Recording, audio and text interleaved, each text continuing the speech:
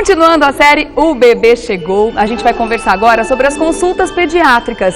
Tá aí um assunto extremamente importante, né, que é a escolha do pediatra, né, que muitas vezes aconteceu enquanto a mulher ainda era gestante, enquanto o bebê estava sendo aguardado, mas aí, depois que o bebê chegou, tem que escolher de algum jeito. Se não escolheu antes, vai ter que escolher nesse momento. E aí, depois que o bebê chegou, você precisa levá-lo a uma consulta inicial e tudo mais, para saber como é que funciona todo esse trâmite. A gente está recebendo mais uma vez aqui, Dr. Moisés, tudo bem? Tudo bem. Bem-vindo a Mulheres mais uma vez. Obrigado. Para esses esclarecimentos que são tão importantes para as mamães, os papais, seja de primeira, de segunda, de terceira viagem, as dúvidas sempre aparecem, né? Não interessa a viagem, a gente precisa saber direitinho o caminho, como viajar, tudo, né? Como viajar. É verdade. Agora, o bebê saindo do hospital, lá ele já vai ter a assistência hospitalar e o pediatra, que normalmente é o da própria maternidade.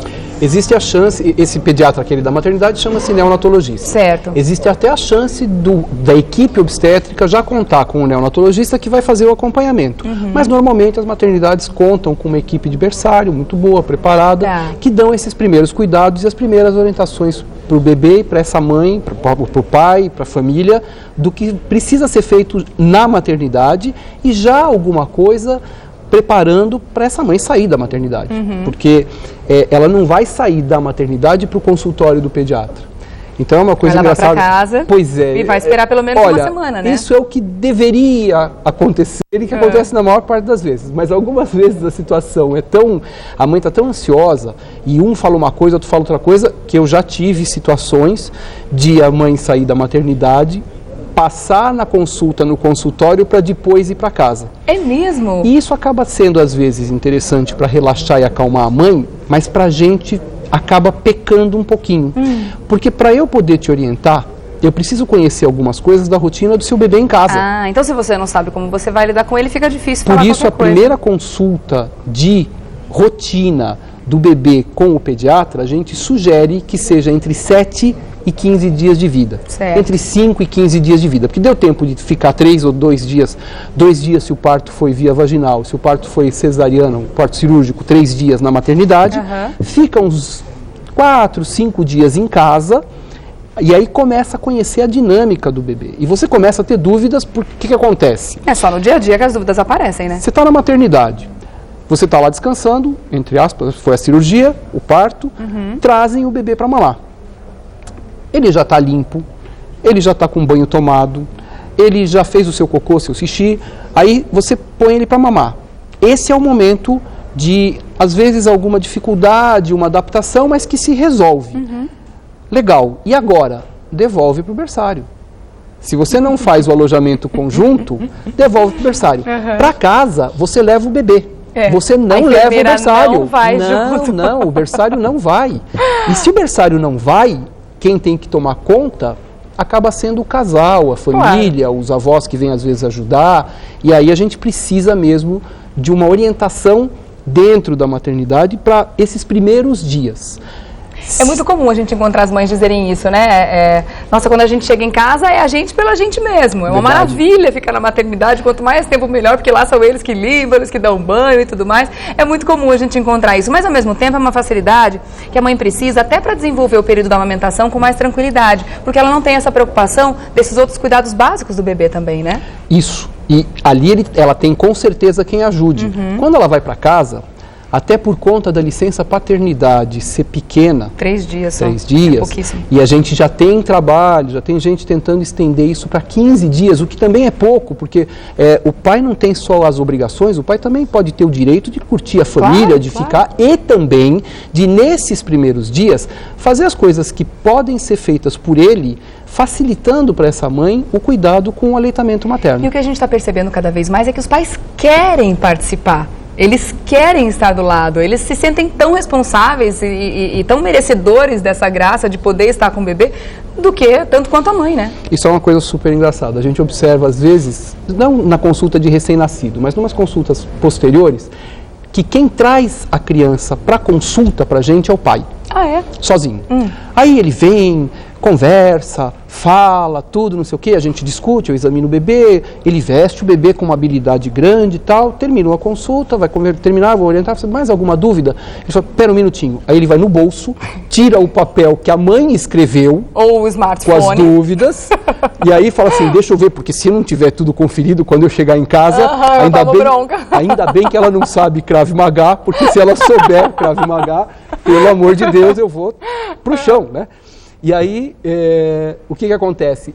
Ele já está conseguindo participar da consulta e muitas vezes eu estou no meio da consulta que vem o casal, é muito legal porque o que a gente tem observado, isso eu observo no meu consultório já há algum tempo, o casal vindo para a consulta.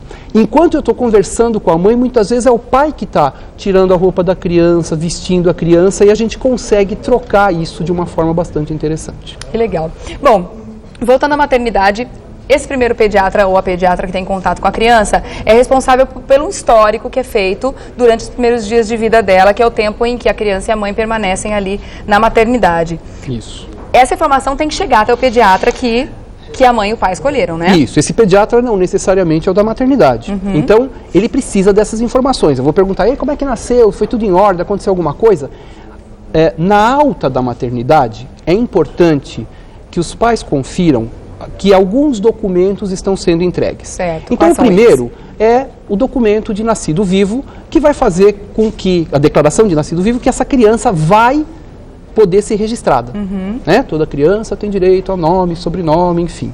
Esse registro é importante. Aliás, só fazer um adendo aqui, enquanto a gente está conversando, estão aparecendo essas informações aí na tela. De repente, se você está esperando o seu filho, você não quer esquecer de nada, são muitas as informações, a gente tem que lembrar de muita coisa, é uma dica que eu dou por lembrar disso, né? Afinal de contas, acabei de passar por isso. Então é interessante que as pessoas até anotem. A gente colocou em forma de lista mesmo na sua tela para facilitar. Então anote esses dados, o que é realmente necessário, a gente colocou aí tudo escritinho para facilitar. Podemos continuar. Junto com isso vem um cartão, onde vem os dados do parto. Tá. Nesse cartão está escrito se o parto foi normal, cesariana, quantas semanas de gestação teve o bebê, o peso, a estatura, o perímetro do crânio e o perímetro abdominal do bebê, o perímetro torácico do bebê, medidos na hora que nasceu, o peso da alta, quanto teve na alta, a tipagem de sangue da mãe, do bebê, se esse bebê teve icterícia, se foi feito o teste do olhinho, se ele é positivo ou não, se deu certo ou não. Enfim, esses cuidados que são feitos, isso é levado para casa. Certo. Normalmente, de rotina, é feita na maior parte das maternidades a vacina BCG contra a tuberculose e a primeira dose da vacina de hepatite B. Então o bebê já sai com uma carteirinha de vacinação também. Com isso carimbado, para ele saber que isto já foi feito e é levado, então, junto com o bebê. Tá. Isto tudo, tirando essa declaração de nascido vivo, é interessante que os pais tragam na primeira consulta. Tá, mas ainda tem o teste da orelhinha. Sim, isso, né? Na maternidade, na própria maternidade, é feito o teste da orelhinha, o teste do pezinho, que o resultado sai um tempo posterior, mas o teste do pezinho, ele te traz um comprovante que o teste foi feito. O teste da orelhinha vem só assim, passa ou não passa, se passa, está tudo em ordem, se não passa, tem que ser repetido depois de algum tempo. Certo. Ok, aí chegando no pediatra, existem algumas coisas em que a mãe, nesses primeiros dias em que o bebê está em casa, precisa ficar atenta. Quais são esses principais assuntos? O principal mesmo é conhecer a rotina do bebê. Até há um bom tempo atrás existiam aqueles 45 dias que eram conhecidos como resguardo. O que é o resguardo? O resguardo é um período onde o bebê fica em casa, se acostumando com funções que dentro do útero não eram responsabilidade dele, agora passam a ser. Ele respira, ele faz xixi, o coração dele é bombado por um sangue que não vem da mãe, o sangue é próprio dele, então ele precisa se oxigenar de forma adequada, ele faz cocô, faz xixi, ele dorme, tudo isso ele não tinha dentro do útero. Vão dar banho, vai vestir uma roupa, vai ter frio, vai ter calor, vai ter cólica, vai ter gases, vai ter fome, todas essas sensações, a mãe precisa estar atenta para que nesses 40 dias, para ele e para a mãe. Para a mãe também. Porque até lá ele estava guardado dentro do útero. Tudo que ele precisava estava lá. Então, durante esse período, essa mãe vai começar a aprender a conhecer, e esse casal vai começar a aprender a conhecer o seu bebê, a conhecer as reações, a saber o que faz bem, o que faz mal, o que ele tem. É importante que quando nasce um bebê, e essa é uma orientação que eu falo sempre, em todas as primeiras consultas de recém-nascido eu faço isso, mesmo quem não vem na primeira consulta de recém-nascido, passa, sei lá, com 2, 3 meses, vem passar numa consulta comigo, eu repito isso, porque sempre é importante, eu falo sempre assim, olha, vou passar para você o que eu acho que é a orientação mais importante da minha primeira consulta de recém-nascido. Junto com o aleitamento materno exclusivo, tão importante, mas o aleitamento materno um dia para, isso que eu vou falar vale para a vida toda. Toda vez que nasce um filho, você precisa aprender a fazer um exercício dificílimo, mas fundamental para a boa vida biopsico-físico-social da família. Você precisa aprender a diferenciar o que é problema seu do que é problema dele. O seu problema você resolve em você, o problema dele você resolve nele. Todas as vezes que você tentar resolver um problema seu nele, você não resolve o seu problema, cria um problema para ele que vai ser seu próximo problema. Super prático. Eu não aguento ouvir meu bebê chorar. Na verdade é uma equação muito Esse é um problema seu. Fácil, né? É uma ansiedade sua. Aí quando ele chora, eu nem quero saber o que ele tem. Eu quero fazer ele parar de chorar. E aí é aquela ligação que eu recebo à noite, às vezes, ou no consultório, ou um e-mail, ou alguma coisa assim. Olha, ou na consulta, olha, eu não aguento mais. Ele está chorando muito. Eu já fiz tudo que eu podia fazer e ele não parou de chorar. Então, pera lá. Vamos entender por que é que ele está chorando. Se você conseguir entender o porquê de ele estar chorando, você vai resolver o problema dele. A hora que você resolver o problema dele, acabou o choro. E se a pessoa realmente tivesse feito tudo, o bebê já teria parado de chorar. Ou então você não teria mais o que fazer, né? Ou então tem alguma coisa muito importante que precisa ser avaliada imediatamente. Ou por mim ou pelo pronto-socorro. Mas nessa hora realmente bate aqueles desesperos em que a gente acaba exagerando um pouco, Isso, né? E aí na hora que bate o desespero, você perde o raciocínio, você perde a razão e você começa a tentar resolver o seu problema. Então, observa o bebê. Olha como é que são as reações dele. Se ele tem algum horário de preferência para o banho, para dormir, para mamar. Por exemplo, tem criança que toma banho, mama e relaxa. Essas crianças são interessantes que elas tomem banho à noite, porque aí ela vai esticar um pouquinho mais esse banho, esse sono. Tem criança que toma banho, mama e desperta. Essas você dá banho de manhã, porque aí elas vão despertar e quando chegar mais à noite, porque é importante que essa criança aprenda que nesta casa de seres humanos normais, de dia se acorda e à noite se dorme. Porque se ela dormir e esticar muito de dia, corre sempre o risco de encurtar muito à noite. E essas informações vão ser trazidas nessa primeira consulta. E o pediatra vai perguntar sobre tudo isso. E essas informações ele vai anotar e a partir daí estabelecer um planejamento de vida feliz e saudável para essa família. Mas para eu poder ter essas respostas, você precisa observar. Muita coisa você acaba deixando passar, uma ou outra coisa, porque não deu tempo de você observar. E aí você vai começar a prestar atenção e volta a comunicar. Mas com certeza o que é mais importante, o casal acaba observando. Nesse momento de observação é muito comum que a mãe acredite que todo e qualquer choro, ou pelo menos a maioria dos choros do bebê, é fome, né? Isso. Por isso é muito importante entender muito daquilo que a gente falou no programa a respeito de aleitamento na semana passada, do dicionário, né? Aleitamento materno exclusivo. Exclusivo quer dizer, não é para dar água, não é para dar chá, não é para dar suco, né? Até o 6º mês. Assim como livre demanda. Livre demanda quer dizer, quando o bebê pedir, é para dar. Isso quer dizer, quando ele tiver fome, é para dar o peito. Não a qualquer hora que ele chorar. Se ele chorar porque está com a fralda suja, troca a fralda. Trocou a fralda, resolveu o problema dele. Como é que ele está? Tranquilo? Não precisa dar de mamar. Se eu não presto atenção que isso pode ter acontecido, eu vou ficar dando de mamar o tempo inteiro. E aí vem aquelas mães que acham que, olha, meu leite não está sustentando. Olha, meu leite está fraco. Olha, o que está acontecendo porque esse bebê chora o tempo inteiro e eu preciso ficar dando de mamar. Então, calma. É livre demanda sim, todas as vezes que o bebê quiser mamar é para dar o seio, mas não quer dizer que todas as vezes que ele chore, ele tenha fome. Então vamos entender por que o bebê chora. Por isso que é tão importante observar, né? E aí trazer isso para consulta. Existem diferenças também nos tipos de choro. Lógico, e aí trazer para consulta. Esta orientação a gente faz na consulta.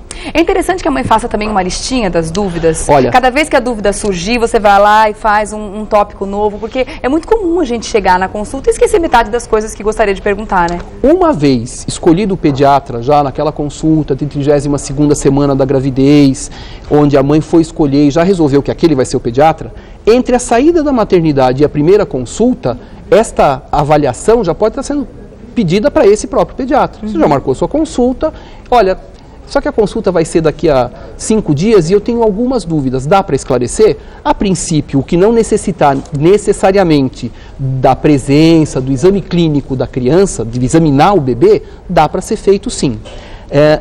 Se não, traz mesmo por escrito no dia da consulta, nenhum problema. Né? A gente traz lá, tem gente que traz 2, 3 folhas de papel escritas. Conforme a gente vai conversando durante a consulta, eu vou fazendo algumas perguntas e dando algumas orientações, metade daquelas dúvidas já foram esclarecidas. Porque as dúvidas, eu pergunto, de quanto em quanto tempo está mamando? De tanto tempo. E à noite? À noite é assim. Mas eu posso deixar ele dormir esse tempo todo à noite? Porque aí eu vou explicar. Não, olha, esse é o intervalo, isso é à noite, é livre demanda. E a gente vai conversando durante a consulta. Então, a primeira parte da consulta, normalmente, o pediatra da primeira consulta, e mesmo das subsequentes, o pediatra leva para fazer perguntas. Eu quero saber algumas coisas. E aí, a segunda parte é assim, bom, depois disso que a gente conversou, quais são suas dúvidas?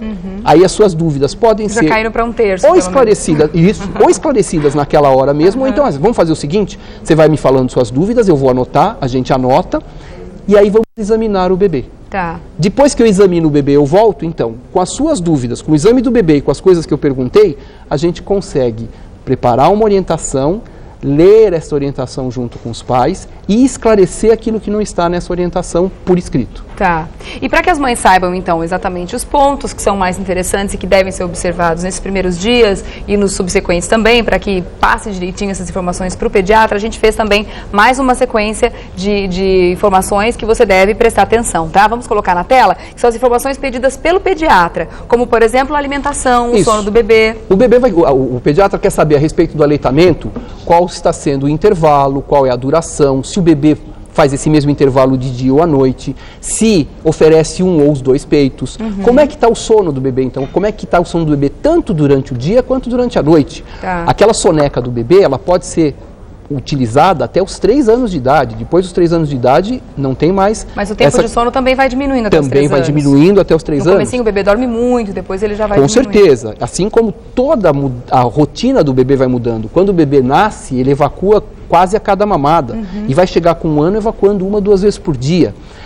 Como é que está, se a vacinação foi feita, se tem a carteirinha para a gente poder comprovar, como é que está sendo, se o umbiguinho já caiu, se ele não caiu, se ele sangra, esse coto umbilical pode sangrar de um pouquinho antes dele cair até 10 dias depois. Então, aquele cuidado que é orientado na maternidade pode ser feito posteriormente, até 10 dias depois da queda desse umbigo. Tá. O pediatra vai perguntar qual é o ritmo do intestino, quantas vezes o bebê está evacuando por dia, se ele tem cólica, se tem gases, se está regurgitando ou não, se a urina, como é que está a urina do bebê. Enfim, são dados que esse pediatra pergunta.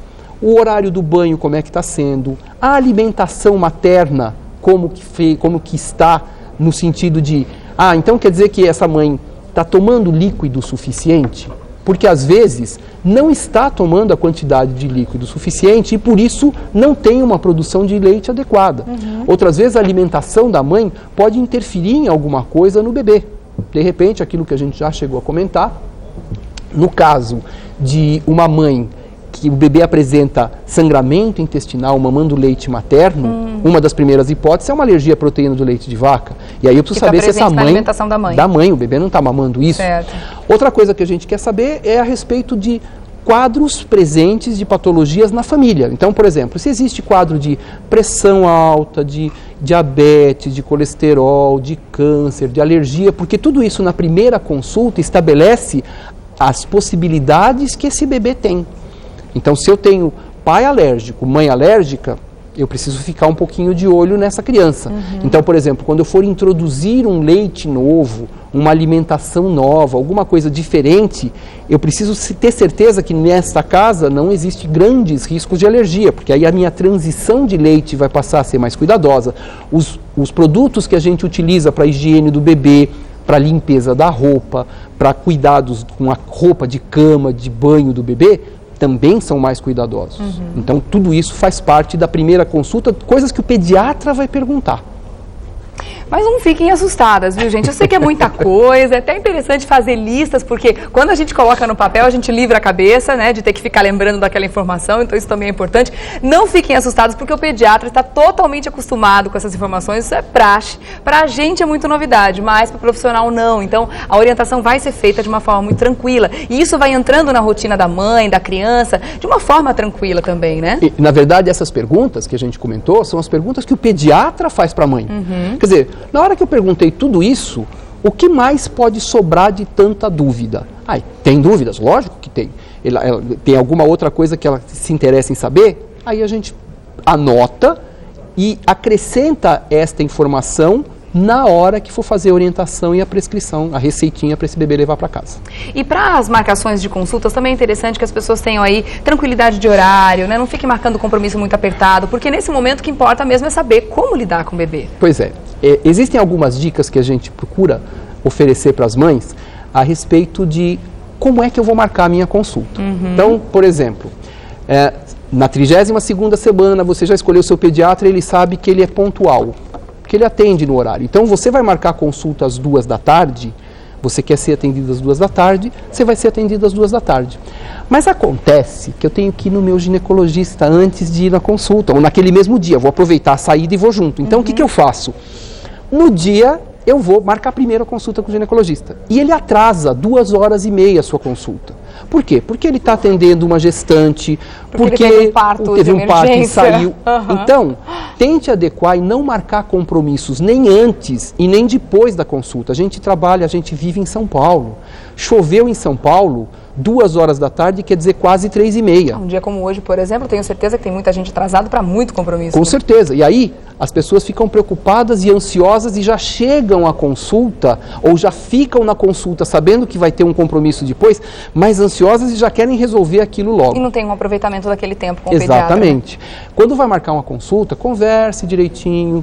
Pode até ligar antes. Fala assim, escuta, como é que está o horário? Está aí? Está tudo certo. Se você sabe que aquele profissional tem esse risco de atrasar um pouquinho a consulta, olha, e aí, está tudo em ordem? Que horário que eu posso chegar? Para não chegar lá já irritado, conversando, aí você chega na sala de espera, tem 8 pacientes ali, você olha e fala, meu Deus do céu, mas o seu horário? Não, é porque atrasou, porque o meu eu já cheguei antes, porque ia chover. A pessoa fala, o meu era das 11 da manhã, você já entra em pânico. E isso acontece mesmo com frequência. Então, para que seja aproveitado bastante, isso para marcação de consulta. Quando vai sair de casa, tenha certeza que você está levando os dados da maternidade, as dúvidas que você tem. É legal lembrar se você está levando o bebê. Olha, a gente, né, estou saindo para consulta. Não né? É possível. Não, nunca aconteceu. Se tivesse alguma história que você ia ter que compartilhar, porque ia ser sensacional. Não, mas se dissesse que eu juro, eu nego terminantemente. Mas exames, é assim, tem gente que vem para exame, chega na consulta e esqueceu os exames em casa. Isso é comum. Carteirinha de vacinação. Carteirinha de vacinação. Até cobertor. Várias coisas. Fralda, por sorte a gente tem, pediatra sabe disso, então tem lá o seu estoque de fraldas, seu estoque de algodão, água quente, que dá para ser utilizado durante a consulta, já do próprio pediatra, sabendo que ele tem isso lá na conta. Vamos mostrar então? Desculpa interromper, mas é que tem mais uma coisa interessante que a gente deve mostrar. O que esperar no momento em que a gente chega nessa consulta? Além das perguntas em que o pediatra vai fazer, o que a mãe e o pai devem esperar que esse pediatra faça com o bebê? Que tipo de pergunta, além da anamnese, né, que é a conversa, como é o exame físico do bebê? Então, isso é legal, é bom a gente ter isso anotado, porque a gente vai conseguir esclarecer algumas coisas. Quando a gente pega depois, vamos examinar o bebê. É importante que o bebê seja examinado sem roupa. Porque eu vou olhar todo o bebê, mas, por exemplo, eu oriento sempre assim, deixa o bebê de fralda. Por que vai deixar o bebê de fralda? Para ele não correr nenhum risco de ter um acidente no meio da consulta e a gente, pediatra... Para conservar o consultório um pouco mais limpo. O consultório e o pediatra, e os pais, né? Os pais também. Muito importante. Então, a gente vai olhar, depois a gente vai tirar essa fralda, mas a primeira parte da consulta é olhar o bebê, chama-se inspeção. O que o pediatra olha quando ele está observando o bebê? Às vezes, num primeiro contato, o bebê está deitado, ele olha, pega o bebê na mão. Ele, além de achar aquele bebê, naquele dia, com toda certeza, naquela hora, o bebê mais lindo do mundo, e é verdade. Porque é verdade, aquela hora, é o mais lindo do mundo, a gente olha a atitude do bebê. Se o bebê tem um tônus muscular bom, se ele está contraído, se ele tem um choro forte, se tem alguma alteração, a gente já olha ali se tem os 5 dedos nas mãos, nos pés, se na orelhinha não tem um apêndicezinho, se não tem um dedinho a mais, se a cor do bebê está boa, se ele está rosadinho, se ele tem icterícia, se ele fica roxinho. Então são coisas que o pediatra observa na inspeção. O tipo de respiração, se tem alguma coisa que ele olha que não está meio, vamos colocar, de acordo com aquilo que ele gostaria de observar. Então essa é a primeira parte. A gente examina o bebê de fora para dentro. Tá. Então quer dizer que a gente vai abrir o bebê depois? Não, ninguém abre o bebê depois. Calma. É só que a gente começa olhando.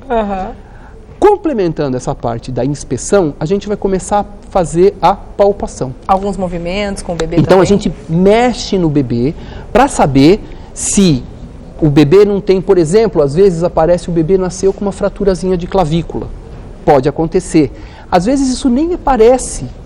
Ou às vezes isso apareceu e a repercussão, essa clavícula, ela se consolida, essa fratura, rapidamente, sem necessidade de muitos cuidados. Mas normalmente isso já é percebido na maternidade. Na maternidade, na maternidade sim. Então, você vai olhar, por exemplo, desculpa, vamos voltar um pouquinho para a inspeção. Então, a gente olha o pavilhão auricular para saber se o olhinho, se a orelhinha está perfurada ou não, né?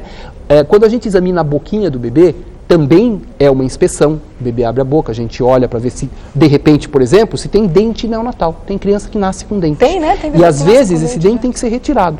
Às vezes não. É o pediatra que vai começar a olhar. Então, saímos da inspeção, vamos começar a palpar o bebê, a mexer no bebê. No bebê, quando eu mexo, eu olho para saber se não tem algum barulhinho a mais. Existe uma manobra que o pediatra vai fazer, que se chama manobra de Ortolani, que a gente faz olha, então você está fazendo massagem para saber se, para fazer massagem para a cólica do bebê. Não é Xantala, não é massagem, faz parte do exame clínico. Para saber se está tudo dentro do lugar. A gente vai palpar para ver se a gente sente, às vezes, no tórax do bebê, a gente às vezes já sabe, nesta palpação, você sente um sopro cardíaco, alguma alteração cardíaca no bebê. Você, ao invés de sentir só o tum-tum, você às vezes já sente um soprinho. Palpa o abdômen para saber se tem um fígado palpável, se o rim está palpável, o fígado pode ser palpável, o rim nunca.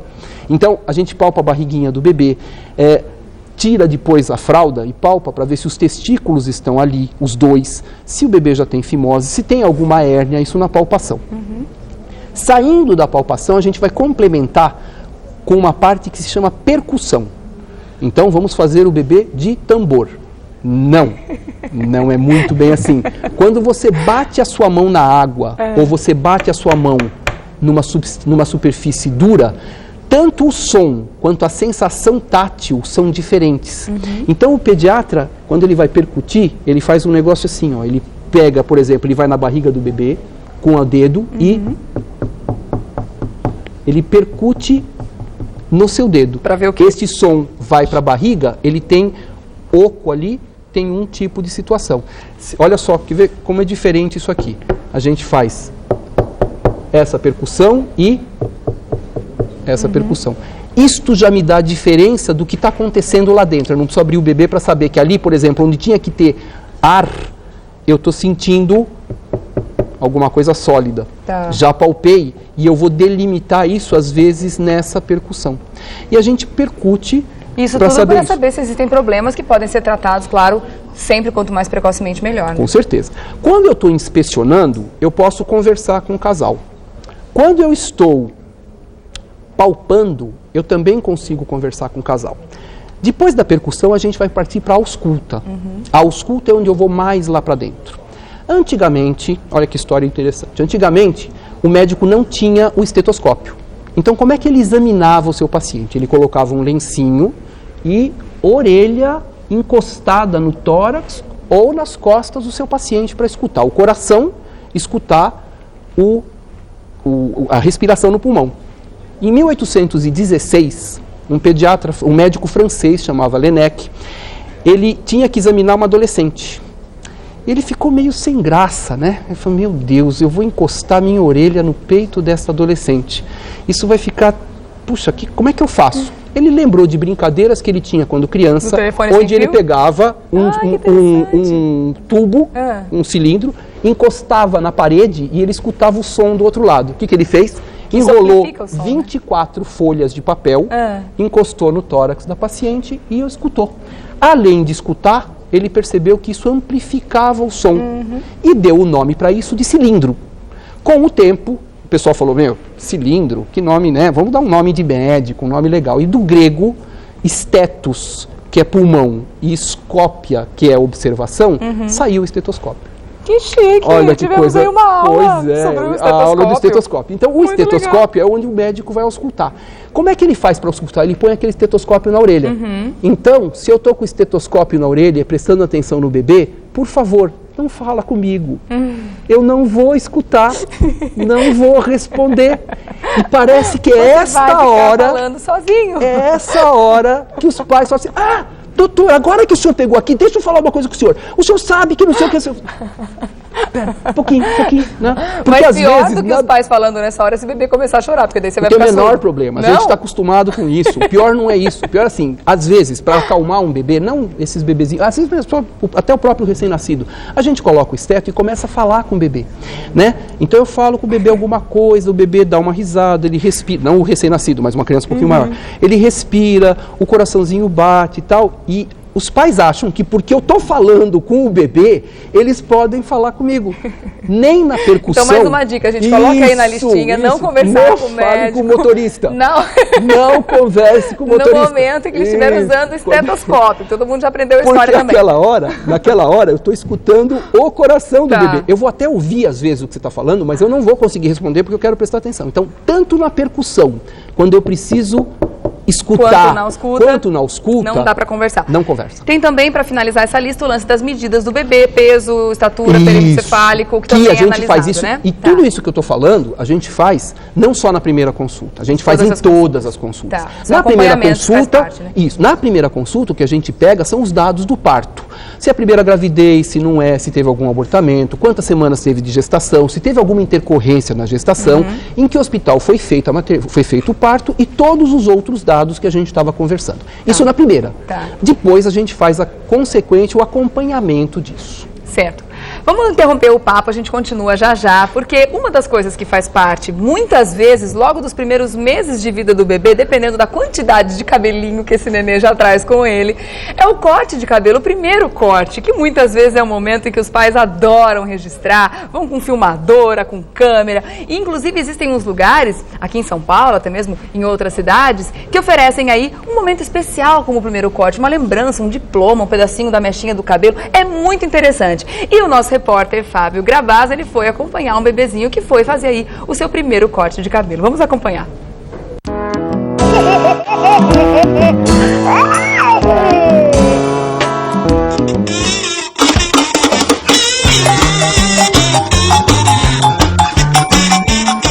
Esse espaço bem que parece um buffet de festinhas, ou até mesmo um playground, um parque de diversões, mas na verdade é um salão de beleza especializado no público infantil.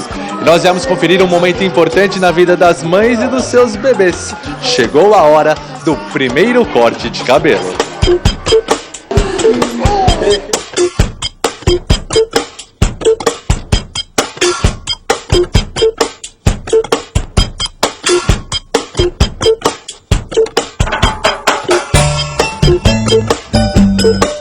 Essa é a primeira vez que a Mariana, que tem 1 ano, vai cortar o cabelo. E é uma atividade que será acompanhada por toda a família? Sim, viemos todos juntos para cortar o cabelo da Mariana pela primeira vez. O que você espera? Qual é a sua expectativa a respeito desse primeiro corte com a Mariana? Espero que ela não dê muito trabalho, que não fique torto o cabelo, que ela deixe cortada. Até porque vocês têm experiência com a mais velha, que já corta o cabelo e que você já me disse que não gosta muito, dá trabalho. Dá trabalho, sim. Ela dizia que cortar o cabelo doía, por isso que ela tinha medo. Porque a gente fala, vai cortar o dedo, vai doer, então acho que ela achava que vai cortar o cabelo e ia doer também. Ela me deixou desiludido. Eu já não sei se eu vou, se eu fico. Alexandre, quais são as instruções que você passa para a mamãe quando ela traz o filho para o primeiro corte? A gente costuma comentar para os pais passarem segurança, né? Para ficarem calmos, né? Porque a criança é imprevisível, né? Ela pode tanto ficar quietinha, brincando, né? Gostar do ambiente, ou ela pode ficar com medo, um pouquinho achar que é alguma outra coisa, né? Então, quanto mais segurança e calma os pais passarem para a criança, melhor dá para a gente desenvolver um trabalho bacana. Na verdade, você está cortando o cabelo de uma criança que não está aqui para cortar o cabelo, ela está aqui para brincar. Então você tem que fazer com que seja uma brincadeira, ter cuidado, porque a criança acaba se movimentando, ela pode mexer de uma hora para outra sem o profissional esperar. Então exige um pouco de treino, de habilidade e calma, principalmente. Em último caso, a gente pode cortar o cabelo da criança dormindo. Tem muitas pessoas que têm problema com a criança de cortar cabelo, tem muito medo, e a gente, se não conseguir mesmo, a gente aconselha a trazer a criança dormindo.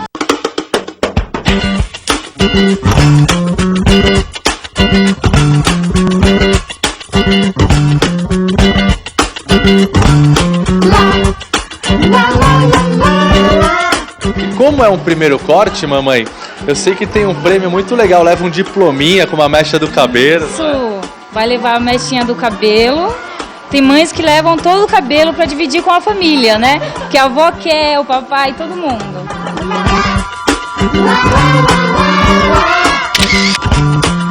Super de boa, encarou numa boa, adorou, ficou boazinha, sem se mexer muito.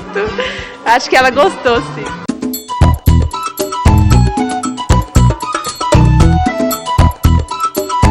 Nesse mundo é mais bonito que o sorriso do bebê. Que bonitinho, né, gente? Que momento delicioso que é Eu esse. só tenho uma dúvida, assim, foi pessoal? Escolheram especialmente um vídeo de corte de cabelo de bebê? Eu já tive cabelo. Eu imagino que sim. Tive. Você nasceu carequinho? Não, nasci. Nasceu carequinho. Tem dó. Não foi pessoal. Não, então tá. Não, tudo bem. É porque é um assunto muito bonitinho também, que a gente deve comentar. Tem muito bebê que nasce com tanto cabelo já, né? É verdade. Que a gente fala, meu Deus, esse passou na fila umas 3 vezes. E não dá azia.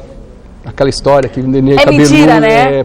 Ele tá dentro do útero, azia no estômago, né? Tá aí mais uma das lendas, né? Que a gestante ouve muitas vezes. Tá. Agora, antes da gente terminar, eu gostaria de saber... desculpa, antes de mais nada eu queria passar aqui, mandar um beijo pro pessoal da Corte Kids, que foi onde a Luna também fez o primeiro corte dela, pra Cris, inclusive, e deixar o site aqui pro pessoal tirar qualquer dúvida, enfim, e saber onde fica, www.cortekids, tudo junto, com K, Corte Kids, K no Kids, tá? Não no corte.com.br, tá bom? E eu quero saber o seguinte, a periodicidade das consultas, de quanto em quanto tempo deve levar o bebê? O Ministério da Saúde recomenda que você faça uma consulta com 1 mês e depois a cada 2 meses, até 9, depois trimestral. A Sociedade Brasileira de Pediatria acha importante uma consulta mensal até o 6º mês. Veja só, o bebê ele muda muito rapidamente durante esse primeiro ano. Então, não há nada contra uma consulta mensal com o pediatra até 1 ano. Depois ela passa a ser trimestral no 2º ano. Então, 1 ano e 3, 1 ano e 6, 1 ano e 9 e 2. E a partir daí semestral até o 3º e a partir daí pode ser anual. Porque tem sempre uma orientação que a gente precisa passar. E essa orientação, às vezes, se você perder 1 mês... ou um controle de um bebê, isso num bebê que está indo tudo bem. Às vezes pode realmente fazer falta 1 ou 2 meses. Um bebê que não ganha peso de 1 mês para o outro, pode ser tanto questão de alimentação, como pode ser às vezes uma infecçãozinha urinária, como pode ser alguma outra causa, que se a gente pegar logo, pegou em 1 mês, é tranquilo. Você deixou 2 meses assim, esse bebê pode de repente ter alguma consequência um pouquinho maior. E existem outros profissionais também que a partir de alguma fase específica do bebê, ele também precisa consultar. Isso, a gente sugere a principal delas, logo que nasce o primeiro dente, procurar um odontopediatra. Tá? Dentista de gente grande não é odontopediatra. O odontopediatra tem a sua especialização. Certo. Oftalmo, otorrino e ortopedista são consultas que vão ser feitas de rotina e quem pode fazer essa orientação inicialmente é o próprio pediatra. Já foi feito o teste do olhinho, então o oftalmologista vai depender a evolução disso.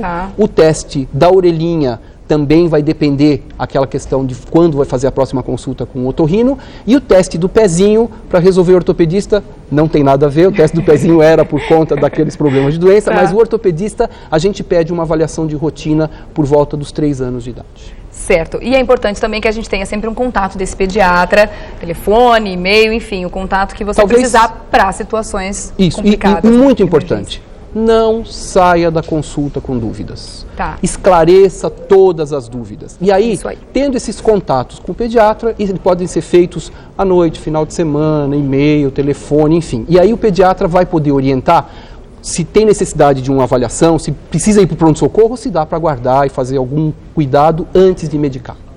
E dúvidas a gente tem sempre, né? Para esclarecê-las, boas leituras são sempre bem recomendadas, né? Aliás, durante a gestação a gente já pode ir fazendo boas leituras, tirando dúvidas a respeito de cuidados que você deve ter com seu bebê, ainda dentro da barriga, ainda enquanto você está gerando esse bebê e depois, né? Por isso a gente também está recomendando aqui Gerar e Nascer, né?